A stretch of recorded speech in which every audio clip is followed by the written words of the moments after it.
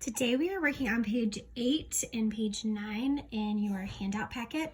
So the first thing we're going to do, we've been talking a lot about growth and decay, and this actually is something that we talked about last year, but the first thing we're going to do is kind of walk over here to the left side bucket, just to conceptually understand like where all this comes from. This should feel like a review from last year. So part A, why does percent always represent exponential growth and decay? So we've talked about a couple of ways that we can identify why is something exponential versus linear, quadratic, etc. So the biggest thing is, like with percents, there's a reason why percent always represent exponential growth and decay. So let's think about it conceptually. So let's say I'm going to buy a pair of shoes and I have the original price of the shoes is $100. I just chose 100 because it's an easy number to work with.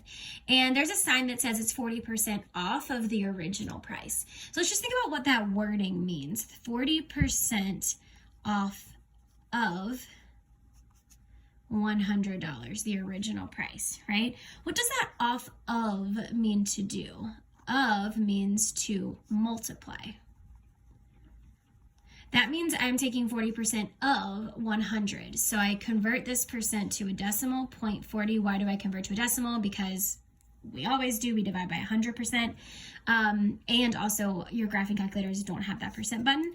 So I convert that into a decimal, 0.40 of 100. So I'm going to multiply that by 100 will tell me that I would actually save $40. The problem though is that doesn't actually show me how much I'm paying. That shows me how much I'm saving. So 40% of 100 is $40. That's not what I'm actually paying, it's what I'm saving. To figure out what I'm paying, I have to subtract that, right?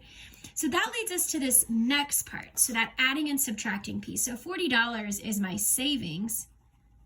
But I don't really care about my savings. Like I do, but I care more about how much I'm gonna have to pay when I get up to that cash register, right? So I wanna know how much I'm gonna pay. That's where I need to always add and subtract 1. And we'll get into that in our formula in just a minute. So we talked about this a lot last year. So like adding and subtracting 1, why do I need to do that? Well, let's step back and think conceptually about this as well. So let's say Miss Martin makes 20% more money than Miss Mason. Huh? LOL, like that would ever happen. 20% more. 20% of what, right? So we already talked about how I need 40% of some amounts. Like 20% of what? Like I don't know how much that is, right? So what I have to figure out is, well, I know I'm making all of Miss Mason's salary, right? So I'm making 100% of Miss Mason's salary. So of Miss Mason's salary, plus an additional 20% increase, right? Because I'm making even more than her. So I'm actually making 120% of her salary, right? So I know that I would write that as 1.2. If I use this number, it will actually tell me what I am making, right? But of course I need to know how much her salary is before I can figure that out. Similarly, let's reverse it. So let's say Miss Martin makes 20% less money than Miss Mason. So that's a little more accurate. Probably I make less than that, but we won't go into details. So Miss Martin makes 20% less money. Okay, so I make 20% less than Miss Mason. Well, 20% less than what? Well, I have her whole check. This keeps falling. So I have 100%. Hold on, this is a hot mess. Let me fix this. 100% of what Miss Mason makes plus, minus 20. Why is it 20 minus 20? Because I'm making less. That means I'm making 80% of her salary, which we know turns into 0.8. So instead of using 100%, this 1, why do I add and subtract from 1? That's just going to be the decimal moving over 2 places. Okay, so we're just going to go through 2 examples and then you can check the answer key for the other questions. So exponential growth is going to be that percent increase. So that function is going to look like this, f of t. So t is going to represent time. You can always use x, but we are just going to use t for time. You can see that right here, the length of time. So f of t equals a times 1 plus r to the t power. So a is the same as always. It's your initial amount. So if I start with $100, that goes in the front. And then R is going to be the rate in this case, it's the percent that I'm given, okay? And then T, of course, the same thing over here. T is gonna be your time. Decay is the same thing, except there's one small difference. I'm not making more, or I'm not earning more, I'm losing. So that's gonna be A times 1 minus R raised to the T power. So same thing here, T is your time, A is your initial, R is your rate, and then T, of course, is your time. So these T's should match up here. So let's look at a couple of examples. We'll actually do 2 and 4 together. Then I want you to do 1 and 3, and you can work through the practice problems on the next page. Number 2, in 1995, a magazine had 14,000 subscribers. The number of subscribers increased by 40% each year thereafter. So it's increasing by 40%, 40%, 40%, 40%, right? We know percent signify multiplication, so this is gonna tell me that this is an exponential model.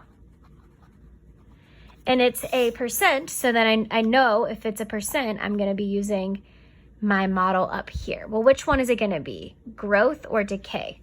Well, it says that it's increasing, so I'm gonna go with the growth model here. So to find my growth model, I need A, R, and T. So A is my initial amount. How much did I start with? Well, 14,000 subscribers. Okay, what about the rate? So it's increasing by 40%. So my R is 0.40, not 40, but 0.40.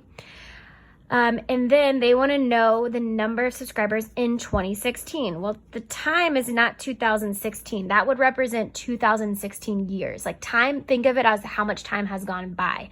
If I started in 1995 and I'm going all the way to 2016, if you do a little bit of math here, you'll find that T is going to be 21 years. So I'm trying to figure out what will be the amount of subscribers after 21 years. So now I want to use my model. So F of T equals A, which is 14,000 times 1 plus 0.40 to the 21st power. Why did I do 1 plus 0.40? Because it's an increase. So I want to make sure I remember 100% plus the 40%. So I'm going to go ahead and simplify that down to 1.4. All right, I'm going to come over here to my calculator, or if you don't have a calculator, you can go to Mathway. I'm going to plug this in. 14,000. Oops, not there. I'm gonna come down here. 14,000 times 1.4 raised to the 21st power. Cool. I cannot find what I'm looking for. Doing too many things at once. All right, I'm gonna get an answer of, 16. We can just round to the nearest whole number. 16. Yep, I think that's 16 million. Okay, I'll write that number down. So it should be 16,398,978. All right, let's try number 4. The half-life of mercury 197 is 3 days. Write and use an exponential decay function to find the amount of mercury left from a 50-gram sample after 20 days. All right, so this is worded a little bit differently. The half-life. So what does that mean? If I have a half-life, that means I'm cutting down by 50%, or I'm cutting in half, right? But how often is that happening? It's happening every 3 days. So it's not 50% every day, it's every 3 days. Okay, so let's go back through our model. I know percents is gonna be exponential, so I need my A, R, and T. So let's see, the half-life of mercury is 3 days. Write and use an exponential decay function to find the amount of mercury left from a 50-gram sample. So my initial amount is 50 grams, and the rate is 50%, so I'm gonna write that as 0.50. I also know that it is decay, right? It's cutting in half. And I want to know what's the time. Okay, well, 20 days, I would put 20 here if it was happening every single day cutting in half, but it's every 3 days. So if I think about it like this, it's going to happen 3 days, that's 1 time. 6 days, that's 2. 9 days, that's 3. 12 days, 15, 18. So 6 point something, right? So let's just write that as a fraction. So it's actually going to be 20 divided by 3. So 20 days, then divided by every 3 days. Cool. Now I can plug this into my model. So f of t equals original amount, which is 50, times 1. Now is it plus or minus? It's decay, so it's going to be minus 0.5. And then I'm going to raise it to the,